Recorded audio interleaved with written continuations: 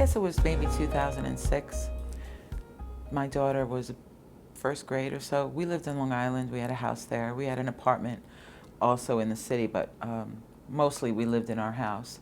What we sent her to school in the West Village. So we used to make exceptional plans to do play dates and that stuff because she couldn't do the after-school playing time with the kids generally. So this one weekend we had all her little girlfriends come and sleep over.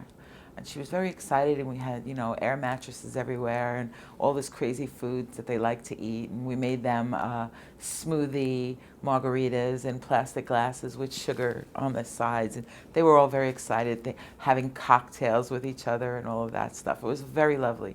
We get to the house, we walk in, and her friend Sophie proceeds to take all her clothes off. So I called her father.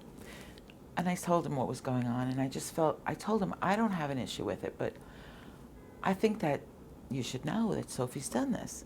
So he said, well, try to ask her why, but he thought, and he wound up to be right, that it was because she lives with all men. She had 2 dads, and she had a little brother.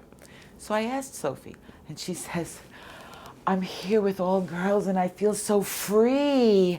So I just want to be free. I'm like, well, you go, girl, you be free. She spent most of the time without her clothes on. So they start this conversation about religion. And I have to remind myself that it is a table full of 6, some of them are 7-year-olds. Because the conversation was pretty adult for this age group of kids. And this one is Jewish, and that one doesn't believe in anything, and this one was Christian, and Jackie didn't know my daughter Jackie didn't know what to answer, because we're somewhat Christian, but we're not extremely religious and everything. Okay, so they got over that, and they laughed about how different the table was, full of different kinds of religions. And one of the little girls, Julietta, I think it was, she goes, what about parents? What kind of parents do you have? I was adopted. I have a mommy and a daddy. And Jackie's friend Sophie, the naked girl, I have 2 dads, Jackie. I have 2 moms. This other little girl at the table says, my parents are divorced. I only live with my mom, and so on and so forth around the table. I was amazed at this conversation. It proved to me that if you give children the bandwidth to explore themselves, and you don't restrict them with all these rules around who you're supposed to be, that the options are limitless. The conversation went on to discuss whether or not they felt one way or another because they didn't have whatever it was in their family's dynamic that they were missing. And the outcome was, the girls came to this conclusion, again, 7 and 8-year-olds, that as long as they have love, it doesn't matter. First of all, I cried, of course.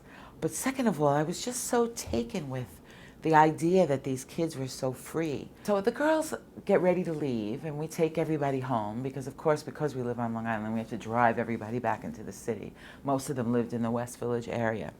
So after we dropped them off, we were on our way home, and Jackie, our daughter, says to me, Mom, I have a question for you. I was like, all right, sweetheart, do my best to answer whatever. She says, Mom, Sophie has 2 daddies. And Clara's parents are divorced, and I have 2 mommies, and I understand Sophie had a surrogate mom, and I know what that is, which was pretty amazing to me considering her age. But how did cousin Larry get here? And I was like, what do you mean? Well, he has a mom and a dad who are not divorced. So how did he? I was like, oh boy. And it's our first story about the stork. So I explained to her in very clinical terms how, natural, we'll call it, conception happens. And she looked at me, she says, Mommy, that's disgusting. I'm never going to do that. So after I got over the initial laugh, I told her, come back when it's not disgusting anymore and we'll talk about it all over again. And she has since then, of course. When I look back on the story, I really see how well all the parents of all these kids did in giving their children diversity. And the idea that what most of society considers the norm was no more important than the other different types of families. To me, it was beautiful and amazing, and I wish that all families could be that way.